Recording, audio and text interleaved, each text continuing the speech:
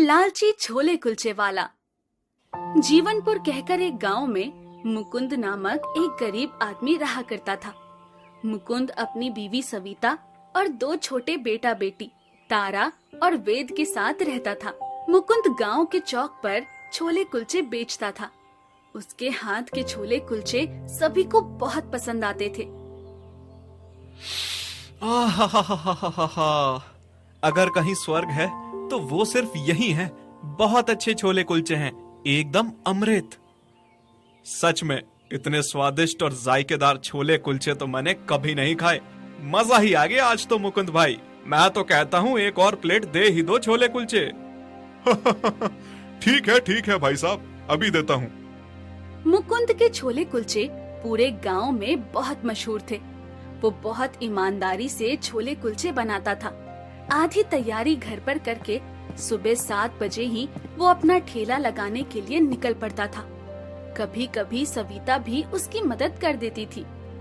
एक दिन जब मुकुंद शहर में किसी काम से जाता है, तभी वो वहाँ पर कई सारे ठेले देखता है जहाँ लोग तरह तरह के पकवान बेच रहे थे।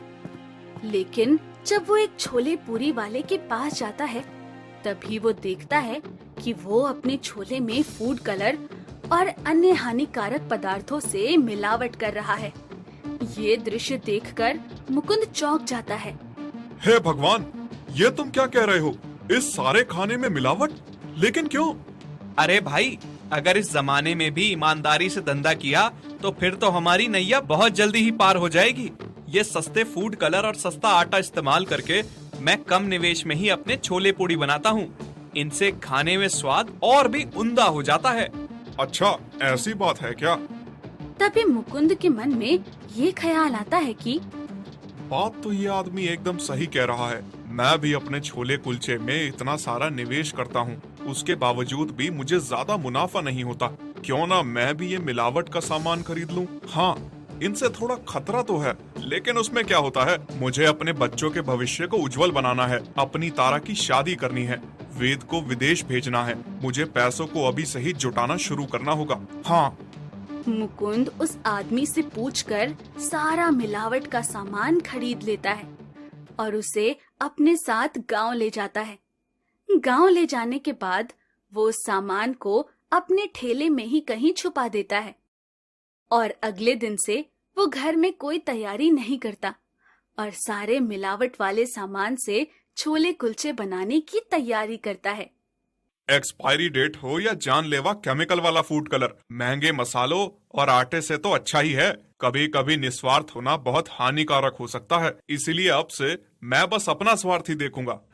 मुकुंद अब मिलावट करके छोले कुलचे बेचने लगता है और लोगों को उसके छोले कुलचे का स्वाद और भी अच्छा लगने लगता है। अरे वाह वाह मुकुंद भाई, ये छोले कुलचे तो पहले से भी अच्छे लग रहे हैं। क्या नमक में बदलाव किया है क्या तुमने?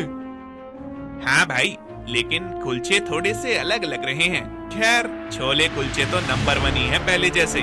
स्वाद बदला बदला सा तो है, लेकिन पहले से और भी बेहतरीन है। मुकुंद के छुप छुप कर छोले कुलचे बनाने की हरकत से सविता को उस पर थोड़ा थोड़ा शक होने लगता है। जी चलिए, आज मैं भी आपके साथ ठेले पर चलूंगी। आपका बदन दर्द कर रहा है ना? मैं आपकी थोड़ी बहुत मदद कर देती हूँ। आज वैसे भी इतवार है, दोनों बच्चों के पाठशाला की छुट्टी है। नहीं सविता, रहने दो। आज उनकी छुट्टी है तो तुम भी आराम कर लो। मैं कर लूंगा सविता, तुम चिंता मत करो। लेकिन मुकुंद जी। मुकुंद कुछ नहीं कहता और आगे निकल जाता है। सविता कुछ नहीं कहती और वो भी घर के अंदर चली जाती है। कम निवेश में मिलावट वाले छोले कुलचे बेचकर मुकुंद की खूब कमाई हो रही थी और वो बहुत खुश था। लेकिन कुछ दिनों बाद गांव वालों की तबीयत बहुत बुरी तरह बिगड़ने लगती है। सभी को फूड पॉइजनिंग होने लगता है। तभी सविता की सहेली कमला का पति भी बहुत बीमार हो जाता है और कमला सविता के पास आकर कहती है, सविता, मेरे पति ने तो तेरे पति के ठेले के छोले कुलचे ही खाए थे, उसके बाद ही ये सब हुआ है। नहीं कमला, तुझे जरूर कोई तो गलत फहमी हुई होगी। मुकुंद जी के छोले कुलचे खाकर तो बीमार व्यक्ति भी ठीक हो जाता है। ऐसा हो ही नहीं सकता।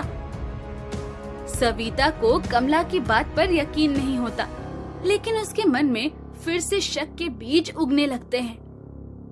ये सब क्या हो रहा है? मेरे मन में जो शंका हो रही है, कहीं वो नहीं, मुझे एक बार सच का पता लगाना ही होगा। सविता अगली सुबह 5 बजे ही मुकुंद का पीछा करती है।